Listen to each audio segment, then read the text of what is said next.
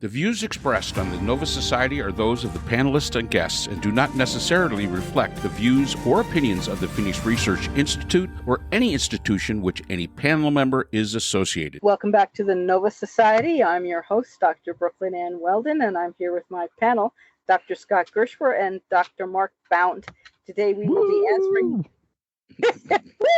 The crowd goes crazy. Woo! Today we will be answering listener emails, and we have a question from Kathy.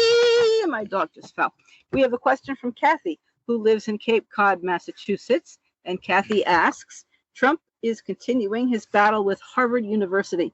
He is deporting students from foreign countries and suspending visas for incoming foreign students. Is this going to become a trend?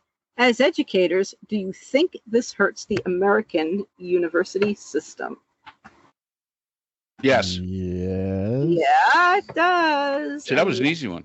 Shout out But to Cape Cod. according to Trump's truth that he put out, that we mentioned last podcast about this agreement supposedly with China, Trump also, in his truth little thing, said that there was now an agreement that China would be able to have access, their students would have access to the universities in the United States, which he also said he never had a problem with.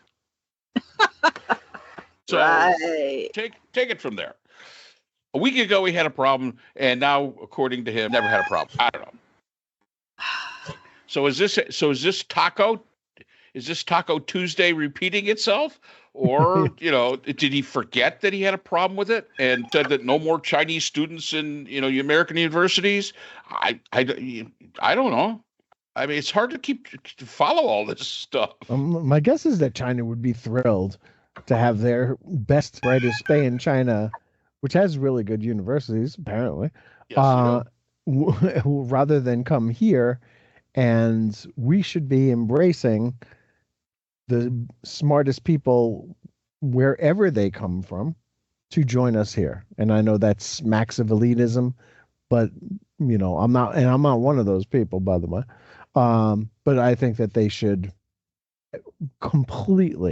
we should embrace everybody who can get here, who's smart enough to go and let them in. And I know that there's a theory that Brooke has brought up before that Trump, because Barron Trump didn't get into Harvard, Trump is just trying to clear out as many students as he possibly can to allow Barron to get accepted into Harvard. That's an interesting theory.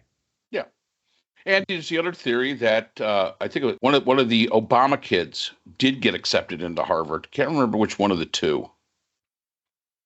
Yeah. I heard that somewhere. One of them, one of the Obama kids got accepted. Probably went at this point. They got to. Well, but right? That's the point. Oh yeah, I mean probably in and out by now. Yeah. Yeah, it's crazy. Everything that's going on, all the anti-intellectualism, all the anti-science, anti-expertise, all of that stuff is like right out of Pol Pot. I mean, you really got to wonder what they're thinking when they make these rules or write these executive orders. It's pretty insane stuff when you think about it. Well, look at RFK Jr. firing everybody who's on the CDC vaccination advisory panel. Yeah. These are all medical doctors. And we didn't see that one coming. I'm sure Susan Collins is very disappointed. Yeah. And it was Malia. I think I'm pronouncing that right. Malia Obama. She went starting in August of 2017 to Harvard University. So the Obamas got in, and the Trumpers didn't get in. That's a shame. Well, he got his kids into, I think was it Georgetown or UPenn? I think it was UPenn, by promising UPenn a large donation that he never actually delivered on, which is very Trump. Yeah. I think one of his children, didn't Tiffany, the Marla Maples' daughter, didn't she go to Georgetown Law? I don't know if he gave money or if she went on her own, for her own grades or whatever, but I thought she went to Georgetown Law. Could be. I mean, is this a trend? I don't know. How many universities did Trump family get rejected by. Maybe he's going to go after them all. I think it's very interesting that he's picked the fight with Harvard, and the history that has existed between the Trump family and Harvard. So yeah, I mean, this may be just a one-off. Harvard's a very good university. I have to admit that I don't consider Harvard or Yale or any of the most elite universities. They're just well known and they've been well established. They teach the same math that they teach everywhere else. They teach the same law they teach everywhere else. It's not some special secret code that they teach there. But I mean, it's a status thing, and it's expensive. And yeah, it's, in many ways, it's nepotism and whatever. And yeah, so the fact that Harvard, it seems to be, on the forefront, but then again, so was Columbia. I'm not sure if there was any kind of a history there between the Trumps and Columbia University. Everybody being in New York City could very well be. Don't know. But is this good for higher education? No. Anytime the government gets involved in higher education, it's bad. Nothing good comes of it. Higher education is about educating the next set of leaders of the country. That's what it's supposed to be there for. And you can't do that if it's being controlled by the people that they're basically going to replace. If the old ideas are the ones that are making the rules in higher education can't advance, can't evolve to something better, and it makes it a lot more difficult to teach those new upcoming citizens to be the people that are going to be the new caretakers of the country. That would be my thought onto it. Well, the person who was all about having the government acquire Columbia University and then selling the land that Columbia sits on is Curtis Yarvin. And Curtis Yarvin is the one who's saying the United States needs a CEO because CEOs are never fired or some such drivel, which is certainly not true. Can't run the government the way an organization is run because the two are not the same. And Yarvin is very popular with J.D. Vance, who of course went to Yale for a law degree. I don't know if Yarvin also, I believe, is involved with Peter Thiel. I don't know if he worked for Peter Thiel, Yarvin, I mean, and I'm not sure who else is a big follower of Yarvin's, but Yarvin has quite a bit of influence, certainly with J.D. Vance. So that may be where Columbia comes from, or it's who knows. I do believe that J.D. Vance was a DEI student at Yale. He got in because he was a poor white trash, whatever, Yes. The proper nomenclature is there. And Vance hates women. They hate DEI. He's got a mother problem, the way Trump has a mother problem.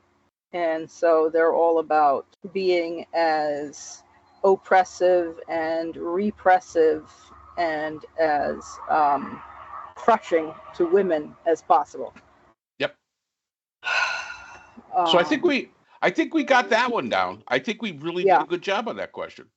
Yeah, I believe so. No, it would be terrible, and I'm waiting for this to spread.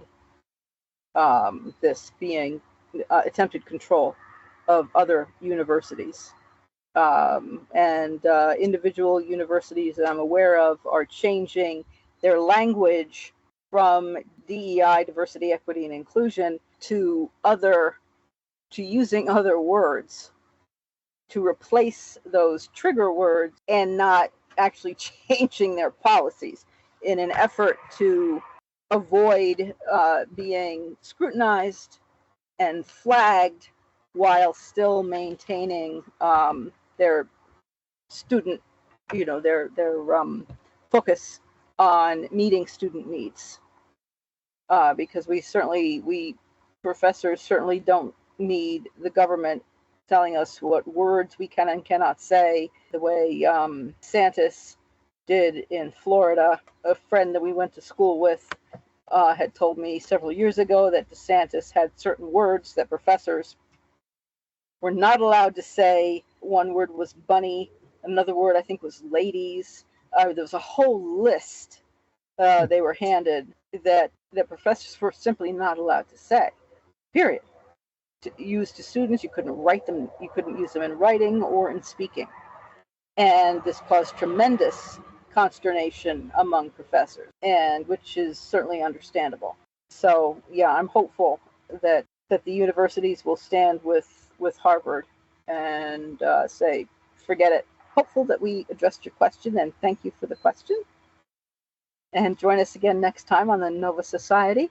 As always, do take care of yourselves and stay safe. The Nova Society is a production of Nova Society Media, a division of the Phoenix Research Institute. We'd like to thank our production partners, Buzzsprout, who hosts the Nova Society, Audacity, our editing partners, Apple iTunes, the largest source of podcasts and music on the internet, Spotify, the most popular platform for the Nova Society, and iHeartRadio, your source for all things music and podcasting. The Nova Society is available on all of these and other quality platforms listed in our description. We'd also like to thank all of our listeners. Without your support, the Nova Society would not be possible. If you have a question or comment, we can be reached at nova.society.podcast@gmail.com. So for Dr. Brooklyn Ann Weldon, Dr. Scott Gershwer, and all of our production partners here at the Nova Society, I'm Dr. Mark Bound. Remember, the true power in society is knowledge. Thanks for listening, and we will see you again next time. We'd like to thank our sponsor for this episode, the Journal of Interdisciplinary Conflict Science. The JCIS is an open journal for upcoming scholars. The JCIS is currently accepting article submissions on an ongoing basis. The JCIS is a publication of NovaWorks, a scholarly depository at Nova Southeastern University. A link to the journal is in our description.